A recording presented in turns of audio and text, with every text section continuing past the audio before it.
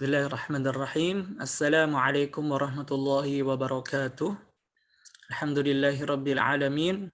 Wassalatu wassalamu ala nabiyyina Muhammadin wa ala alihi wa sahbihi ajma'in. Amma ba'd. Baik, teman-teman semuanya, pada sesi sharing kali ini insyaallah kita akan menjelaskan cara membaca nun sukun atau tanwin saat bertemu dengan huruf hijaiyah. Jadi ada 5 cara membaca dari nun sukun atau tanwin. Jadi yang pertama dibaca dengan cara izhar. Yang dimaksud dengan izhar adalah menjelaskan dari bunyi nun sukun atau tanwin. Yang kedua adalah dengan cara idgham bi gunnah. Idgham itu masuk, bi gunnah dengan digunnahkan. Jadi dimasukkan ke huruf setelahnya bi gunnah disertai dengan gunnah. Yang ketiga dengan cara idgham bila gunnah, yakni dimasukkan ke huruf setelahnya tanpa disertai dengan gunnah. Yang keempat dibaca dengan cara iqlab, yakni dengan merubah bunyi dari nun sukun atau tanwin menjadi mim. Jadi dengan menempelkan kedua bibir saat membaca dari nun sukun atau tanwin tersebut. Kemudian yang kelima dengan cara ikhfa. Ya, ikhfa ini adalah samar, jadi menyamarkan bunyi dari nun sukun atau tanwin ke samar antara nun sukun atau tanwin dengan huruf setelahnya. Jadi ketika kita mengucapkan nun sukun atau tanwin itu sudah posisi mulut kita atau lidah kita itu sudah bersiap untuk mengucapkan huruf setelahnya. Baik, kita mulai dari izhar. Yani izhar itu tadi menjelaskan dari bunyi nun sukun atau tanwin. Jadi tidak merubah dari bunyi nun sukun atau tanwin itu sendiri. Kapan? Yani hanya ketika bertemu dari huruf-huruf tenggorokan. Yani hamzah ha, ain ha, ghin, kha. Contoh nun sukun atau tanwin yang bertemu dengan hamzah. Contohnya kata man dengan amana. Man amana. Cara membacanya adalah dengan tidak merubah dari bunyi nun sukun itu. Contohnya man amana, man amana. Jadi dengan menyempurnakan pembacaan atau pelafalan dari nun sukun atau tanwin sesuai dengan sifat yang menempel pada nun. Atau bertemu dengan ha, contohnya min dengan kata hadin. Cara membacanya min hadin, min hadin, seperti itu. Kemudian idgham bi gunnah. Idgham bi gunnah tadi dimasukkan ke huruf setelahnya bi gunnah, yakni disertai dengan gunnah. Kapan kita membaca dengan cara ini? Yakni ketika bertemu dengan 4 huruf ya, nun, mim, dan waw. Disingkat dengan yanmu. Contoh nun sukun atau tanwin yang bertemu dengan ya pada surat Az-Zalzalah. Misalnya faman dengan ya'mal. Faman dengan ya'mal. Maka dibacanya faman ya'mal. Gunnah di sana maksudnya adalah suara yang keluar dari hidung. Ya, faman dibaca dengan faman ya'mal. Atau bertemu dengan nun pada surah Al-Lail. Min dengan ni'matin menjadi min ni'matin. Ada gunnah. Ya.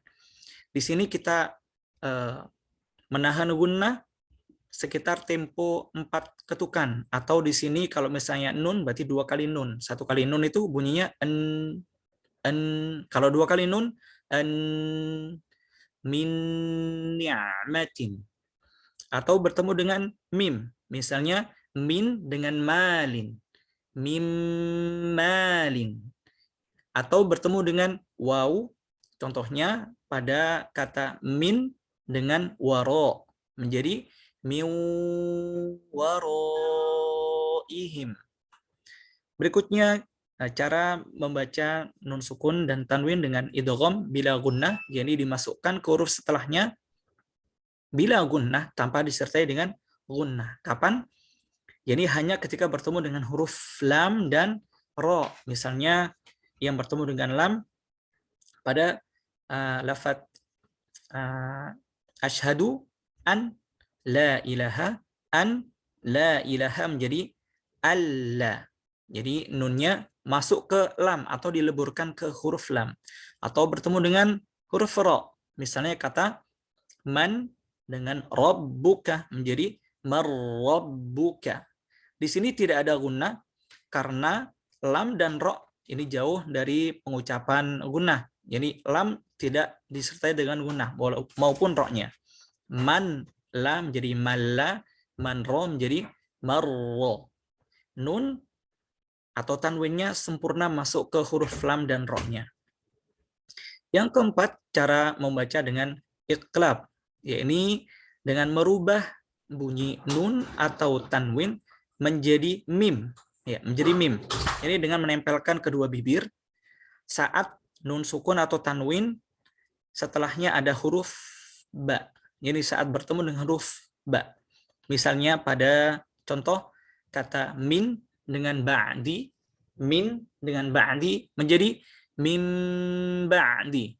Jadi merubah menjadi mirip min, kemudian disertai dengan gunnah. An dengan ba'ahum, an dengan ba'ahum menjadi amba'ahum, amba'ahum. Kemudian yang terakhir, yang kelima, ini dibaca dengan cara ikhfa, yani menyamarkan bunyi nun sukun atau tanwin antara huruf tersebut, yani nun sukun atau tanwin dengan huruf setelahnya. Huruf yang bertemu atau huruf yang dibaca samar atau ikhfa ini ada 15 huruf. Ya, contohnya, sod, zal, sa, kaf, jim, shin, qaf, sin, dal, to, zai, fa, ta, dot, dan dha. Nah, contoh ikhfa saat bertemu dengan sod. Kata man dengan sobaro menjadi mal-sobaro. Jadi pengucapan nunnya itu samar antara nun dengan sod. Dan lidah kita sudah bersiap untuk mengucapkan huruf sod. Man sobaro menjadi mal-sobaro. Kemudian saat bertemu dengan zal, maka ikhfa-nya juga berbeda. Bunyi samarnya berbeda. Ya, ini berbeda sesuai dengan huruf apa setelahnya. Kalau sod, mal-so, kalau zal, manza, kalau sa, mansa. Jadi di mana huruf setelah huruf ikhfa-nya itu berbeda, maka berbeda pula cara pengucapan samarnya antara sod, zal, sa, kaf, jim. Insyaallah untuk pembahasan ikhfa ini kami akan sampaikan pada pembahasan lebih khusus, jadi pembahasan pada bacaan ikhfa. Demikian, mudah-mudahan bermanfaat buat teman-teman semuanya dan juga buat kami pribadi. Wassalamualaikum warahmatullahi wabarakatuh.